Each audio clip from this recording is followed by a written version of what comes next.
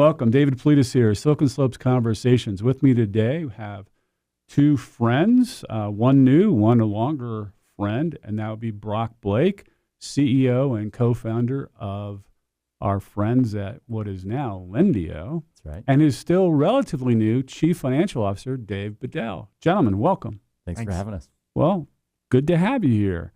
It's been a minute, and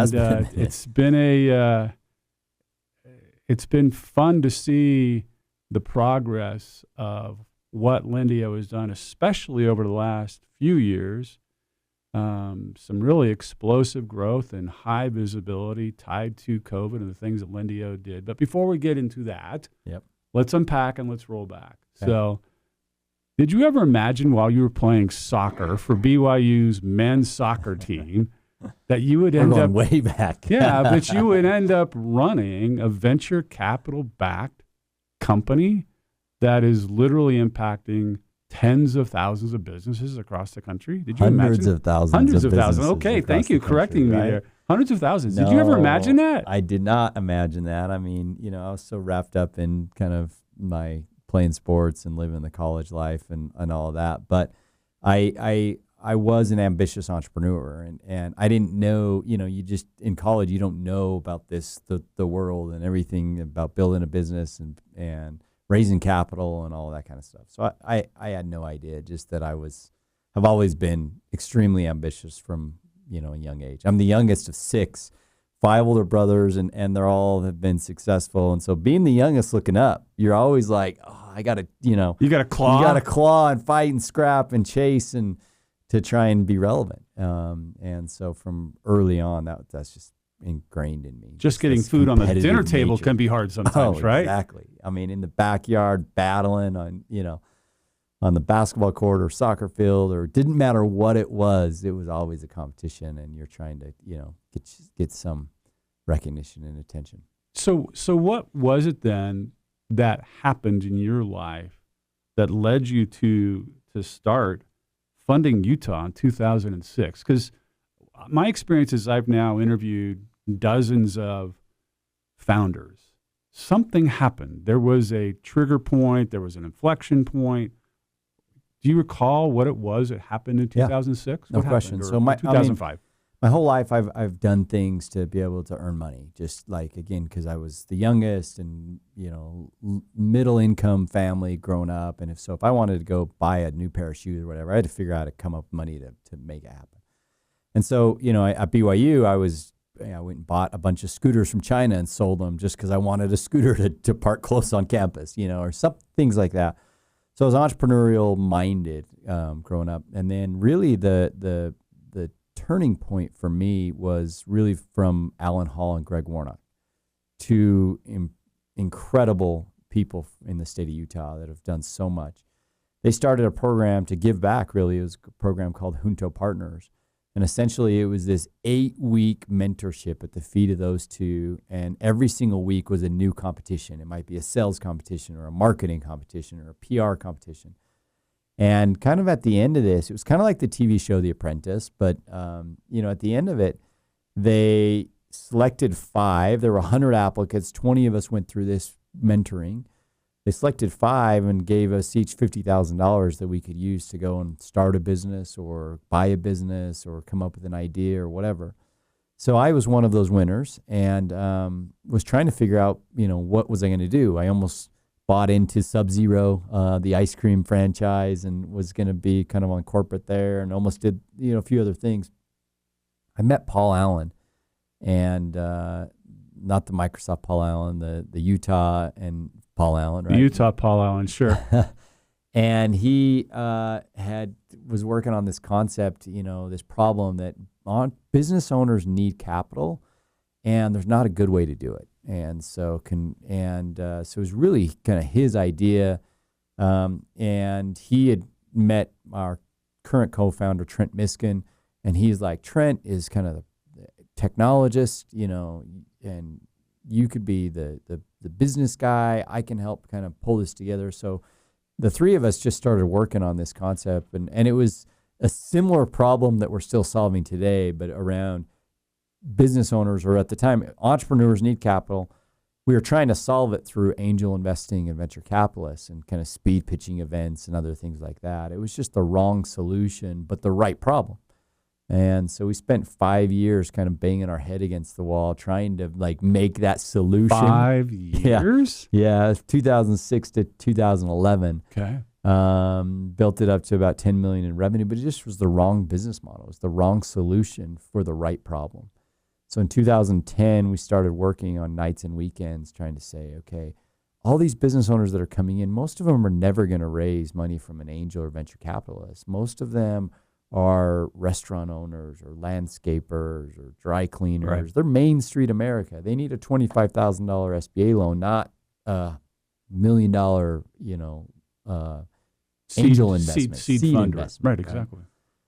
So we started kind of working on that pivot to be able to say, let's shut down this concept around equity capital and really focus on debt. And in 2011, we did that. We went from 10 million in revenue to zero overnight, and went from a bunch of employees to basically just a few, and started over. And we thought we had it all planned out, but it was a painful experience. So anyways, I gave you a lot more of that journey than you thought, but that's how the evolution of getting to Lendio. But the reality is that, you as a firm, you've been around for a minute, right? Oh yeah. And I think helping our audience to unpack that journey, a couple of things there. One was you got to a point where you realized there was a problem. There's no question there was a problem.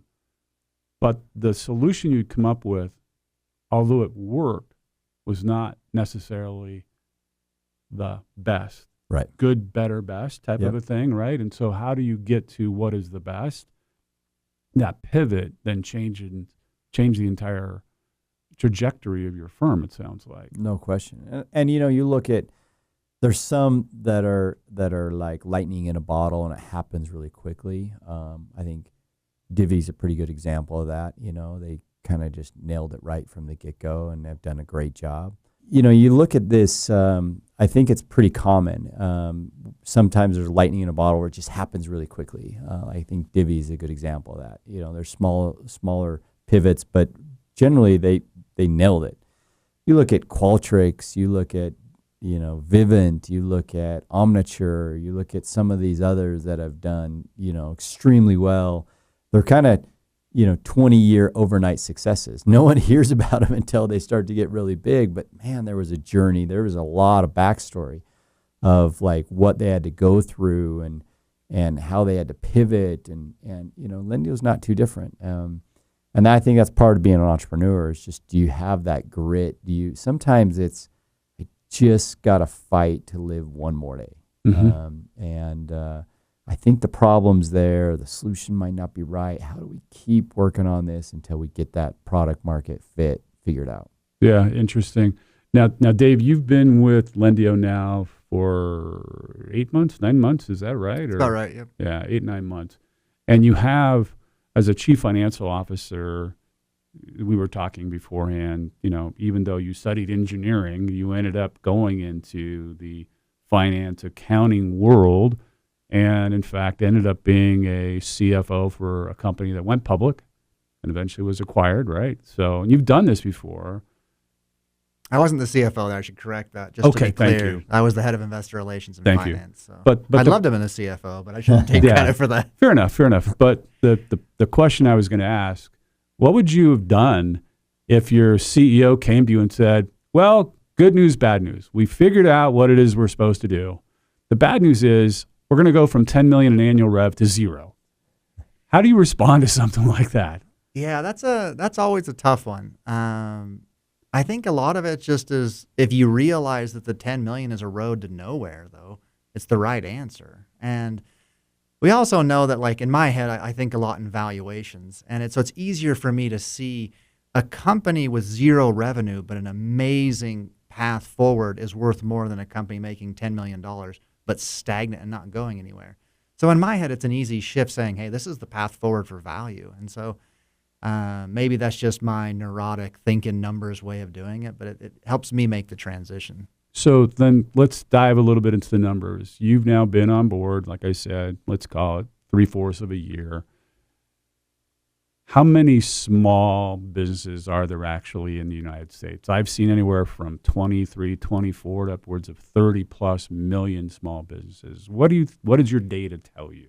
There's a lot of conflicting data. I think that the numbers that published by the SBA are great. One of the things that's interesting for us, and we talk a lot about this with our business, is how do you define a small business? Is it by their tax returns? Like, is it because I don't know that that's the perfect way to do it, but that's how most people do is they define Schedule C tax return it's like form, that's right? how you define it. And I think it's different because we've got examples. I've got friends that do little side hustles. Is that a small business? Maybe, I don't know. At what point do you evolve? Also, it's not a point journey. It's not like magically one day a fairy comes down and says, "Hey, you're a small business." A lot of times you start out and you grow and you evolve into the point where I had a friend that did baby bibs for a while, where it just started out as a side business, and he came to me and said, "Hey, I'm going to quit my job because I'm going to go make baby bibs on Amazon." It turned into a great business. And that at some point, it's like that's when I felt like the fairy did tap him and said, "Okay, you're going to be a real small business, even though the last 2 years of nights and weekends with your wife making this stuff." And probably wouldn't have been showing up in those statistics of how many small businesses. Exactly. Right. So that's why it's questionable. I think and the thing is, that's cool. It's wonderful. I love the excitement of a small business. I love talking to people who have grown them because it's almost always a passion and something that they found a little space in the world that they can make some money. They can be successful, and it's fun. It's a good journey. It's interesting you talk about that. This concept of the gig economy, of course, has been around now for a decade and a half. And the opportunity for somebody with a little bit of know-how, with the power of a supercomputer in their purse or in their pocket, can literally transform their life. And transforming their life may be as small as an extra $200 a month. Yeah. But it might actually be an extra $2,000 or $200,000 of revenue from nothing. And at the risk of getting too personal, there's a family we've become pretty close to in our neighborhood. The dad found out, and the mom, their 13-year-old daughter had an Instagram account. Wasn't supposed to. She's now at 80,000 plus followers on Instagram in 6 months.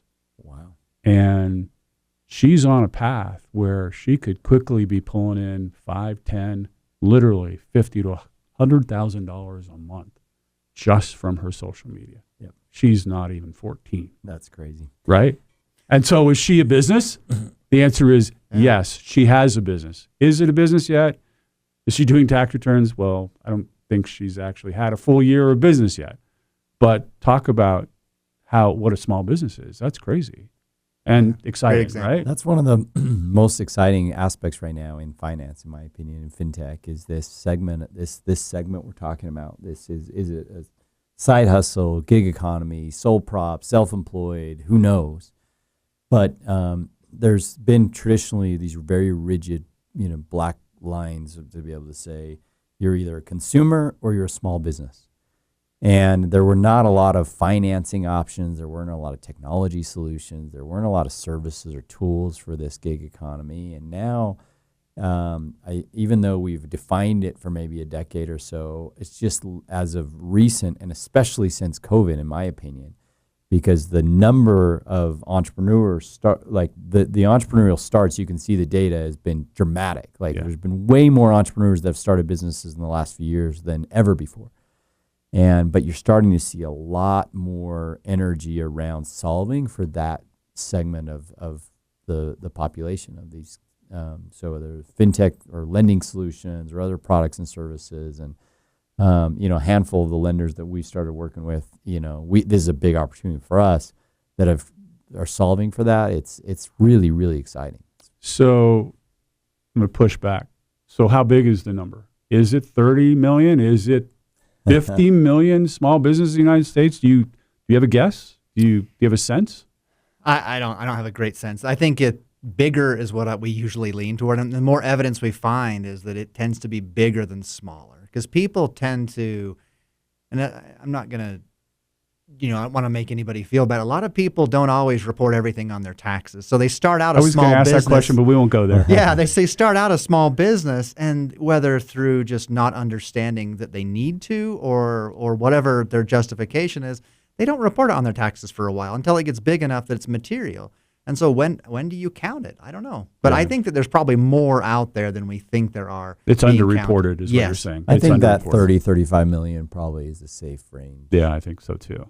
So what's fascinating for someone who's not been an entrepreneur or a CEO or a president of a business, until you actually go to a local bank / financial institution, credit union, I'll include credit unions as well, just so we're clear, and say, I need money, and here's this thud on the desk in front of you, we need you to fill out all this paperwork. You have no idea how hard it is to go off and to bring in a loan, right? Yeah. I mean, is that really where you saw the opportunity is to address that problem? No question. Yeah, on average, business owners spend 26 hours on a loan application process, going to 3 different banks. They're getting their credit pulled. 26 for each one, or 26 total? Probably 26 total Still. is what they say. But yeah, think about going. You have to go in the branch. You get you a stack of papers. You're filling it out. In today's day and age, like we don't even print paper at Lendio. Like I just it's hard. But anyways, filling that out and waiting 3, 4, 5, 6 weeks to be able to know if you're getting approved. And usually, by then it's like, oh, you're not going to be approved. And it's just a bad experience. And a lot of times, honestly, the business owner goes and applies for a loan and they get declined. And it's not because they are like they have low credit or bad cash flow or other things like that. It might be that bank only offers a certain type of loan product. And so you went to the wrong lender. Right. It's like restaurants. You don't very often go to a Chinese restaurant looking to order hamburgers. It's just, so it's same thing with lending institutions. And business lending is unique because in business lending, there's lots of different ways to get a loan. You can look at your credit card, transactions. You can look at your cash flow. You can look at collateral. You can look at credit. You can look at your accounts receivable. There's a bunch of different ways where, like, if I'm trying to get a mortgage, I'm looking at your income and I'm looking at your credit score. Those are the 2 things that we're looking at. Yep. That's it. But lending, there's just a business lending. There's a lot of different types of loan products, and so getting more creative around I need a loan. How do I solve for that? That's what we're solving for. We've aggregated hundreds of lenders on our platform with all different types of loan products, bunch of different ways to underwrite, whether it's the highest credit quality customers to not the very lowest, but some subprime customers. We're trying to make that experience easy for that business owner to get the loan they need. Interesting. So we're talking hundreds of banks today. Dave, is that correct, that you're interfacing with? Is that right?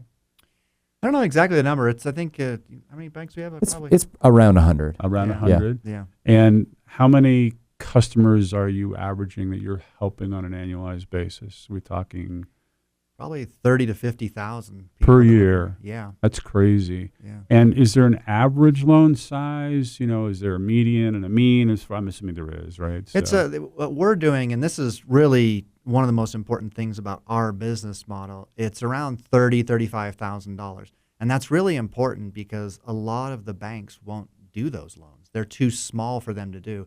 And that's where Brock and Trent figured out, hey, there's this little space in the market that we can do these loans that other people aren't doing because it's difficult for them to do it in an efficient manner where we can because we're using technology to assist us. So in essence, that's like eliminating friction out of the marketplace, right? That's right.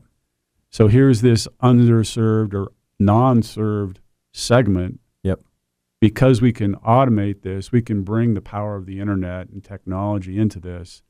Now, instead of taking days or weeks for a loan officer, loan committee, the entire bank to determine whether or not they should offer this loan, now you can compress the entire cycle. Yeah, you should be able to know in 24 to 48 hours. Wow, it's crazy. And so go ahead. And we can send the application to multiple banks. That's one of the other things that they've discovered was that it's not on paper. It's repeatable. We can send it to the banks that we think are most likely to fund and know that there's a much higher response because we've selected who we send the application to. Yeah, so we're pulling, when a borrower comes through, we on the back end, we connect all these data sources. So we'll do a soft pull on their credit to analyze that. We'll evaluate their bank data, all their bank transaction data. We'll look at kind of tax return data and other kind of third-party online data. We aggregate all that, and then we match it up against those 100 lenders to say, okay, out of all these lenders, by lender, by loan product, by geography, by credit score, which are those that are going to give the highest likelihood of fund? And so we submit it to those lenders. They underwrite it, send back to us, the offer or the decline, and then we compile those offers in a way and show them to the business owner in a way they can kind of comparison shop and look at the different loan options by lender and loan product and rate and term and choose the product that's the best fit for them. So the light bulb just hit. Yeah. The epiphany just happened. So I'll take 30 to a minute or more. So you have Moore's Law, which is all about the transistors on a chip and how doubles the amount in 18 to 24 months, shrinks in half, and the price goes down by half roughly every 18 to 24 months. And then you have Metcalfe's law, which fewer people know about. It's about the power of the network. When you have a network and you add an additional node, the value isn't n plus 1, it's n plus 1 times n squared, right? It's crazy. And that's why the internet is so valuable today. It's why cell phone providers are so valuable today. It's because of the power of the network. 2011, you have Mark Andreessen, who writes in the Wall Street Journal, software is going to eat the world, right? So you're a software company, right?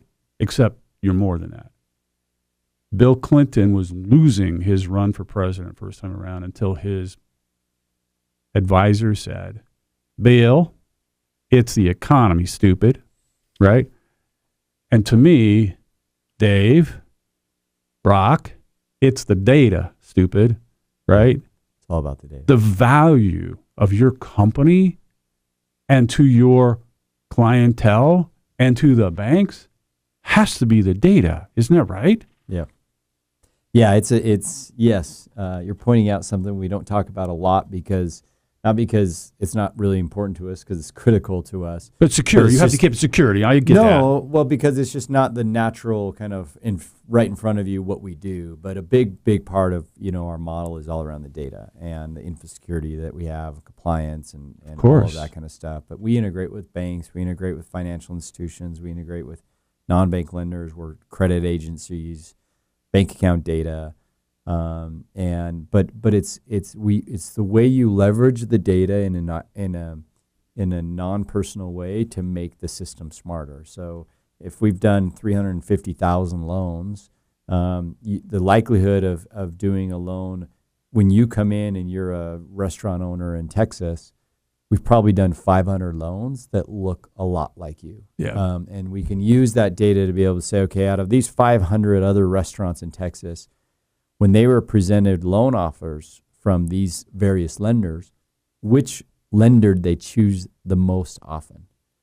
And what that tells us is if they chose this one, if they were given choice and this one chose more often, then that one is probably good for that business owner. Yep. And so we're going to prioritize that lender and in the matching algorithm to be able to, because we're trying to say what is going to be the best loan product for that borrower. So it's providing a better experience, a more optimized experience, a higher conversion opportunity experience for that business owner because we've done so many loans now that we've learned from to be able to make that system smarter. So what's your head count today?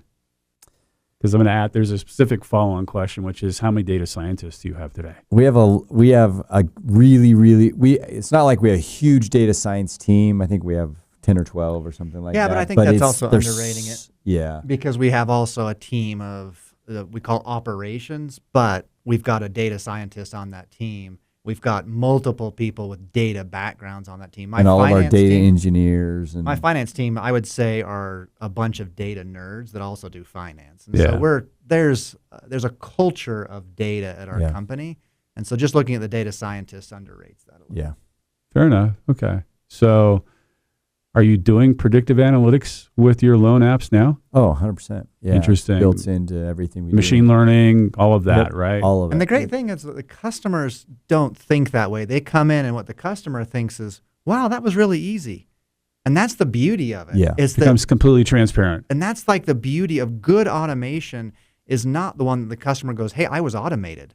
They come in and said, hey, that was really easy. I did it somewhere else and it was hard. Customized for me. That was, and it felt right. Yeah. And so that's what's the beauty of it, is that it's transparent to the customer. They just think it's easy. So this is one of the things that we're most excited about. Our growth engine is around the technology we're starting to deliver to banks. Because prior to the pandemic, most banks, and I'm going to bring it back to data for a second.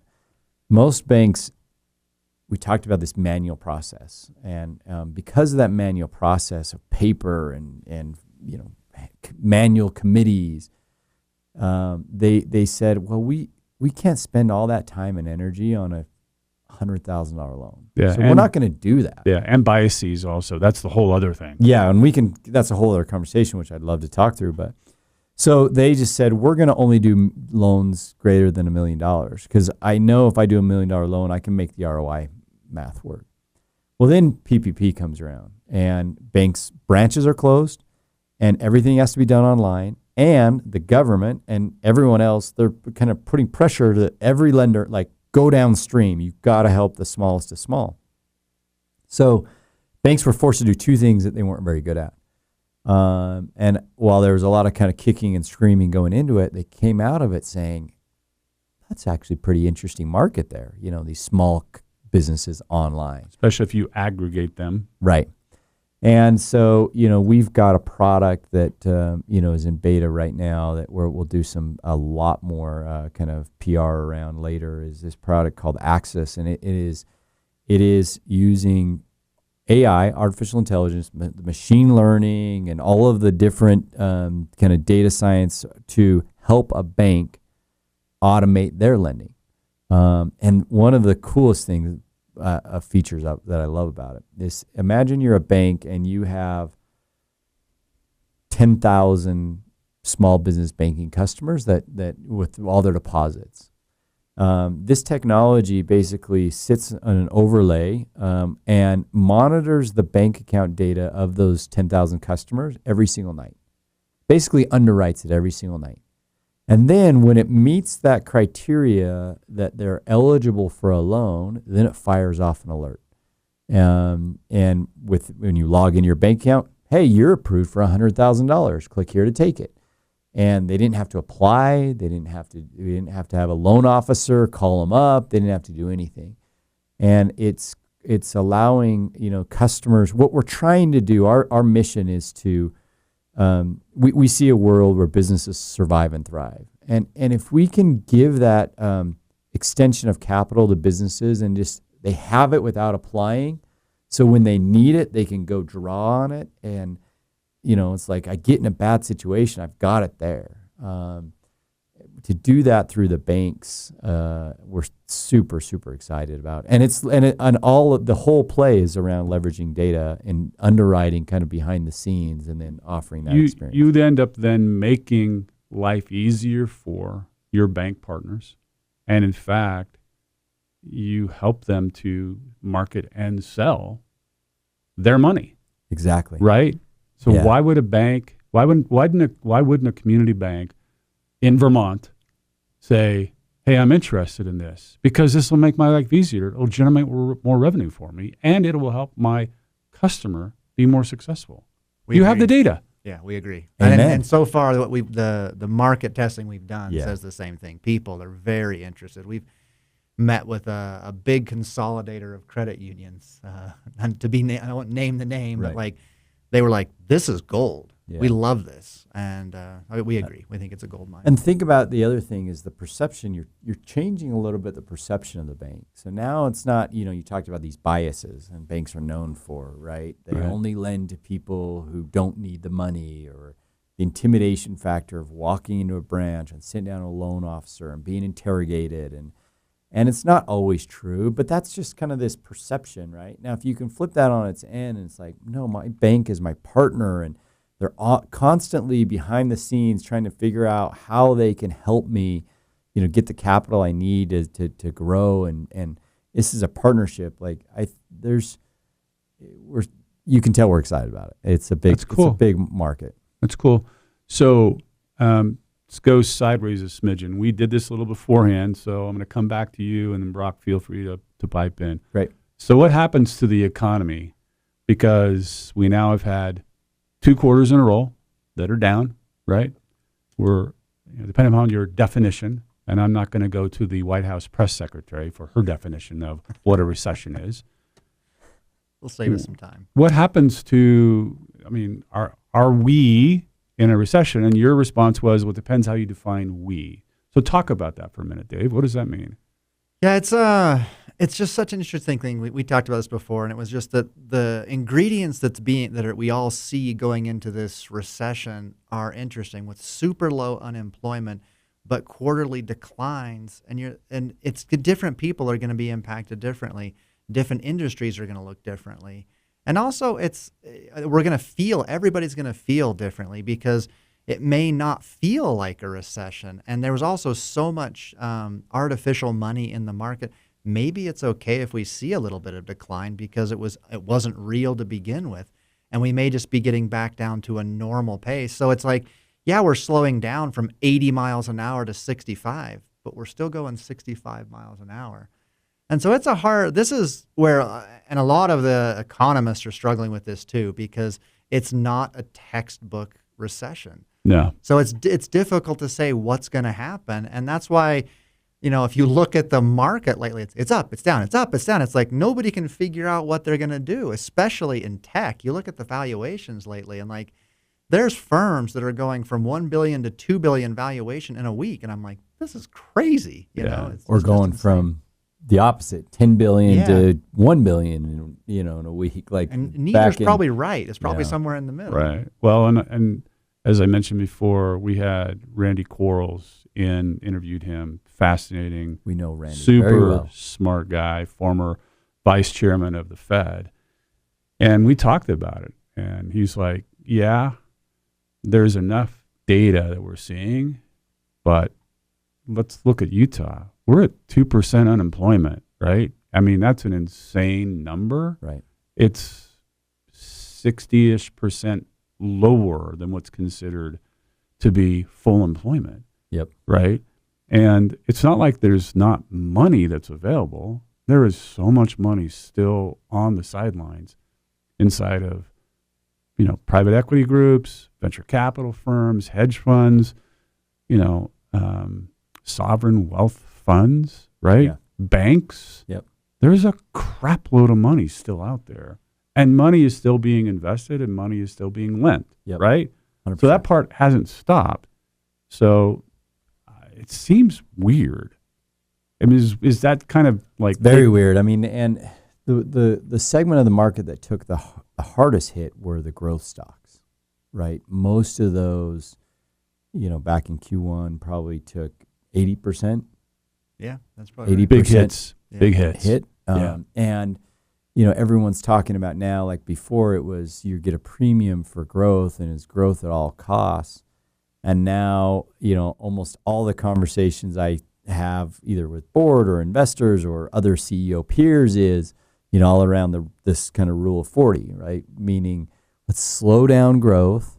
And instead of growing 80% a year and having kind of with this big burn rate, let's grow 40% a year and be break even. And there's a premium for more kind of profitable, growth. Right. And it's interesting how the market, because for so long it's been grow at all costs. Yeah. And now it's like, oh no, but we that was just a period of time. Now we want growth, but profitable growth. And it will always come to that. But I think we'll I don't think it's going to be too long. I think in a few years, at some point, people are going to get premiums for, this insane growth as well. Yeah, exactly. But that's what it is right now. It's the rule of 40 is, grow at 40, 50%, strive to manage your bottom line and do it profitably. So in your 15 plus year journey, if I remember correctly, you've raised not quite $110 million. Are you profitable? We have been profitable. Okay. I wouldn't say, and we It's have back to that 80%, 40%? Yeah. I mean, we've grown 160% from last June till now, or a little over that. I mean, we've had a phenomenal growth over the last year, and we are making a very significant investment in this Access product we talked about, this bank. And so, a very deliberate choice to say, hey, let's make an investment in getting this product to market, and so our core business is very healthy. Now we're investing in a what we call Act 2 of our business life cycle, and so it's we're excited about getting that product to market and start driving some revenue around that Later this year for this new product? Yep. Okay. And then what happens then in your horizon looking out to 2023, 4, and 5? Where does Lendio go as you look forward? And either one of you is happening. Yeah, I mean, it's such a big market, and we're the market leader in the space, and I wouldn't say we're the market winner yet, but I think we have the opportunity to be the market winner, and we love this combination of this business model of core marketplace plus SaaS, and this SaaS product this Access product that we're taking to market. We think there's 5,000 banks in America who need it, and the market timing couldn't be better. So it's a really, really fun and exciting time at Lendio, and we're very optimistic around kind of what our growth path looks like over the next 2-3 years, and I think we can help. Right now we've helped hundreds of thousands of businesses. I want to get it to the point where we're a household name, helping millions of small business owners, and it's this experience where they never have to go and fill out a loan application again. They just, either have it in their bank or on our mobile app. They wake up, they're getting alerts every day, cash is up or cash is down. You got payroll due, you've got, hold off on paying this bill, go and collect this one. And we're just helping them think about running their business in a smart way where capital is just an extension of that, so that's our vision is helping these all around, helping small businesses survive and thrive.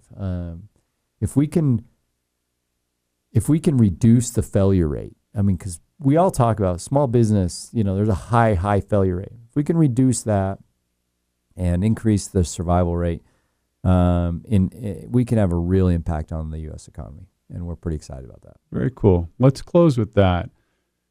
Blake, Dave Bedell, thank you so much for coming in today, visiting with us about Lendio and some other fun things. And I appreciate you coming in today. So here at Silicon Slopes, this is Dave Politis with Conversations. Thank you for taking time with us. We'll see you next time.